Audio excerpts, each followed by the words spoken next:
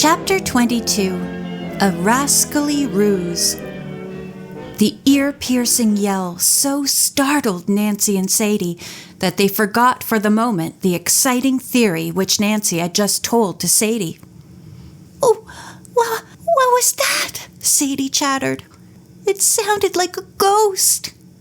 "Stuff and nonsense," Nancy cried, running to the window and struggling with the stiff, warped old sash. Sadie ran to the door first and then returned to Nancy's side, as much for the assurance of being close to that self-possessed young woman as of aiding her. Between them, the girls raised the window and Nancy peered out. "Goodness, there's a man on the porch roof with a ladder on top of him," she exclaimed. "How did he get there? He looks badly hurt." Sadie took her turn at the window. "It isn't the guard," she said. "Where can he be?" "Let us run down and see," Nancy proposed. "We must find out who the man is and do something for him." She ran to the door and unlocked it, and as carefully padlocked it behind her before starting down the stairs to the second floor.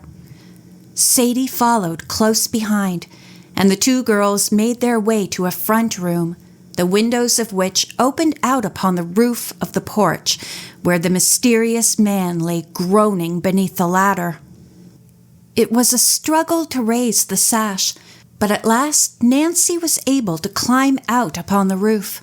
She tugged the heavy ladder from the prostrate man and tenderly rolled him on his back.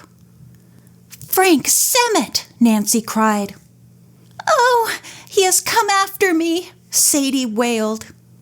"He doesn't look as if he were able to do anyone much harm," Nancy said, putting her fingers on the unconscious man's wrist. At her touch, Semmet stirred and groaned hollowly. "Where am I?" he moaned. "Oh, my poor head, my poor back." "You are where you certainly don't belong," Nancy said, steeling her heart against the pity she felt for the obviously suffering Semmet.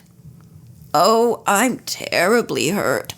I think I am dying," Semmet moaned, rolling his eyes back. "Sadie, help me carry him inside," Nancy said. "We can't let him lie here. Where is that guard?" With great difficulty, the two girls slowly and carefully carried Semmet, who seemed to have lapsed into semi-consciousness, over to the bedroom window. Nancy crept into the room and then took Semmet's shoulders and half lifted, half dragged him across the sill. Sadie did her best to assist, but her frail strength did not lend much aid. It was impossible to lift Semmet to the bed, so Nancy placed a pillow under his head and another under his back. "Oh, Semmet groaned. "Where? Oh, I remember now.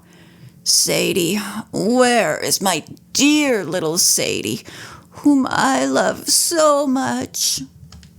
"Before we go into that, Mr. Semmet, what were you doing with the ladder on the porch roof?" Nancy asked.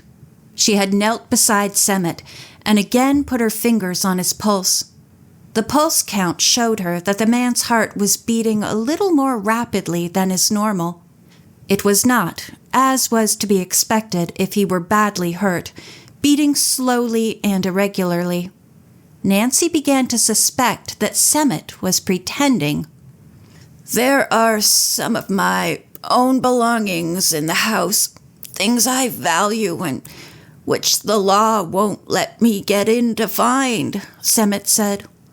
"There's a picture of Sadie when she was a little tot, and a lock of her hair, and her first arithmetic paper with a big red A on it, and—" "Oh, do tell the truth," Nancy cried. "You can't convince me that you would risk your life and a prison sentence for burglary to get a lock of hair and a snapshot."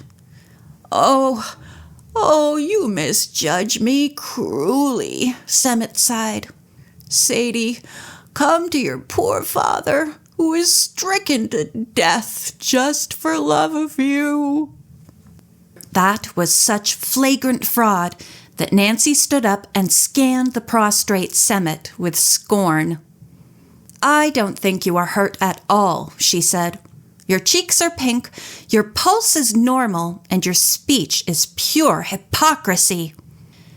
The suspicion was now firmly established in her mind that Semmet had tried to enter the house to search for further loot, and had failed because all entrances were firmly locked and the guard alone had the key to the front door, which he himself was not supposed to enter. Had he really fallen, Nancy wondered? And was he trying to make minor injuries appear to be serious ones in an effort to win Sadie's sympathy? Or was it possible that it was all a ruse to gain admittance to the house? If so, where was the guard? Was he, perhaps, an accomplice of Semmet? The innkeeper's eyes closed once more, and his lips moved soundlessly. "Speak up," Nancy said, more sharply than she really felt. "I can't hear you." The man beckoned to Nancy to place her ears closer so she could hear. She would not do it. Nancy's suspicions, of course, were entirely correct. Semmet had seen the girls arrive at the former inn, and from his ladder he had watched them in the tower room. All entrance to the place was barred to him, and he had realized that the only way to gain admittance was by means of a trick. He had carefully posed himself under the ladder, then drummed with his heels on the tin roof, screaming to simulate an accident. And now, he thought bitterly as he lay playing possum, that sharp-eyed Nancy Drew was seeing through his sham. She would not even lean over him to hear what he was saying, would she? Semmet suddenly sat bolt upright, and with a sweep of his arms threw Nancy off her balance. She reeled and fell against Sadie, and in a flash Semmet had whipped a sheet from the bed and was looping it over the heads and arms of the surprised girls.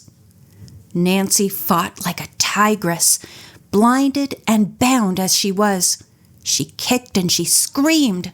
Sadie, frightened to speechlessness, only got in Nancy's way. Something wet and very, very cold drenched Nancy's face, something that smelled pungently. She held her breath and closed her eyes against the stinging fumes. A sleeping potion. She was being drugged. Fight as she would, Nancy could not hold her breath indefinitely. Her tortured lungs seemed to be bursting, and she was forced to inhale deeply. The floor seemed to be giving way beneath her feet. Down, down, on great invisible wings. Down, down. Sometime later, Nancy opened her eyes and breathed deeply again. What had happened? She was stretched on the floor of the bedroom, alone. It was dusk outside, and her head ached violently. "Sadie!" There was no answer. Nancy pulled herself to her feet and, clinging to the wall for support, groped her way out of the room into the darker hall and step by step down the stairs. The key was still in the front door where Sadie had left it after obtaining it from the guard to answer the telephone. With infinite effort, Nancy turned the key and staggered out upon the porch. The fresh, cool air revived her a great deal, but she had to sit down on the steps to gather her dazed wits. Where was Sadie? Nancy reproached herself bitterly for having fallen into the wily Semmet's trap. Refreshed at last, she arose and looked for her car. It was gone. Semmet had evidently taken it. And Sadie, too. "I'll telephone home," she cried aloud. "Oh, if only I am not too late." As she turned to re-enter the house, Nancy was taken aback at the sight of a pair of large feet in thick-soled shoes protruding from beneath the steps of the house. End of chapter 22.